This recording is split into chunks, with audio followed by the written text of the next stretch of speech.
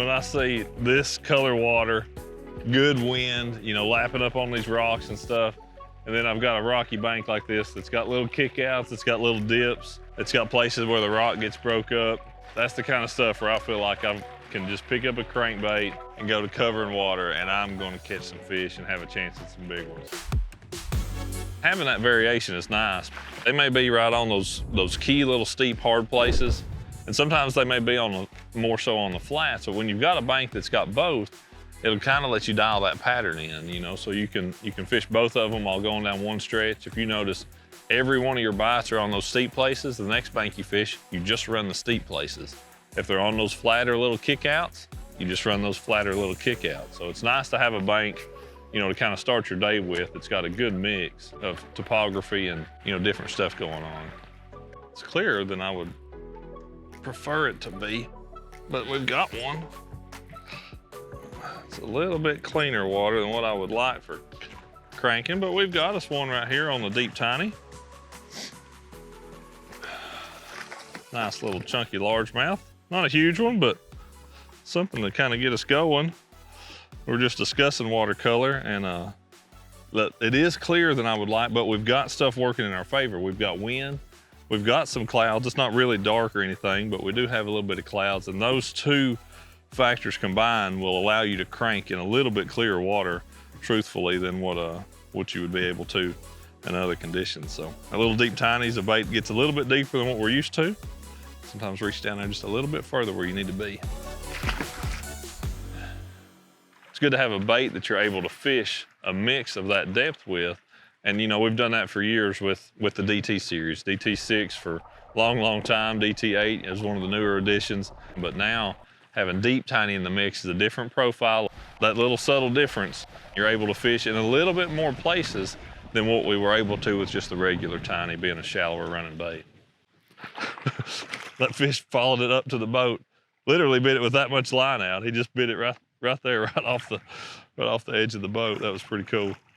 And it just has a little bit different wiggle to it, as well as being a silent bait. It doesn't have any rattles at all. It's a very, very quiet bait.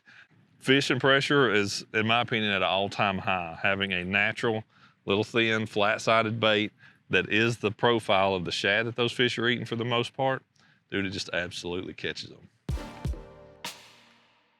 For where I live, I'm always wanting dirty water. You know, I want stuff I've got, a foot and a half visibility. Like, that's, to me, when I see that, I think crankbait. And, you know, that to me is a lot of where that applies, because the fish are gonna be shallower. They're gonna be, you know, feeding a little bit more on vibration, that type of stuff. But if those fish are in that kind of depth range, if they're up there a little bit shallower where you can reach them, you can reel it down to them using live sonar, and then kind of work this bait almost jerk bait like, twitching it around and stuff, because it's going to stay down there. It doesn't rise up out of that strike zone really quick. What's happening right now, everything is getting up there for the same reason. It's to warm up and to feed up. That's a yellow bass. Yep. Yellow bass? Yep. Everything is in here. Look at that, the little yellow belly. That's the first one I've ever caught. Really? I got a yellow perch. What about that? Giant monster bass? Oh, it's a big crappie. You know, when you're catching perch, you're catching crappie, you're catching bass. Nice little chunky spot. That's fun, just getting on those kind of transition banks. They're all there for those same purposes. They're, you know, kind of coming out of that winter slump and pulling up shallow to start feeding. Fishing in these areas looks a lot like what you can see above the water. You know, there's not a ton of wood cover. There's a stump here and there. There's a brush pile here and there, but not a whole lot of stuff. A lot of little small patches of gravel, patches of rock, and that occasional piece of wood. And that, to me, is what makes it, you know, particularly effective for shallow running crankbaits and lipless baits. You're able to cover those flat areas like this where those fish are pulling up in. And this one sets up really well. We've got a good breeze today blowing in here, kind of pushing the bait up even more. That's the perfect mix in the springtime. Oh, that was a big one. Good one. Good one on a regular tiny. That's a nice fish. Up shallow up on these flats. It's nice when you get that warm early pre-spawn, man. That first good warm up those fish will get so shallow, but they're not real aggressive. You know, you can kind of overfish for them, in my opinion. Look at the water temperature and it may say 53, 55, but you touch that fish, he still feels pretty cold. You need a bait that's a little bit more subtle a lot of times to get those fish to bite. And that dude up on those little shallow pre-spawn flats does the trick. This deal does happen every spring, you know, where I live, and it does across the country. You have those warming trends in the springtime, but when you're getting those warm up, these shallow flats, especially the ones that have a decent little run-in creek like this one does, and these areas warm up a little bit quicker, certain ones over others, but they all go in there for the same reason, taking advantage of that little bit warmer water, the presence of food. That's why they're there. Then you're able to go back in there and kind of comb it and, you know, to catch those fish. But you can look at Lake Master a lot of times and just look for those areas that have, you know, have some bigger flats here. Let me just make my Lake Master a little bit bigger. But you can see just a big flat back in here, you know, and it's showing us the creek channel, kind of working back through here. I do have my water level offset. I think I've got it down at 4 feet, so you can see what would be lake back in here in that brown area and stuff. But having that pulled down, it's such a big deal for me. I love having that lake level offset.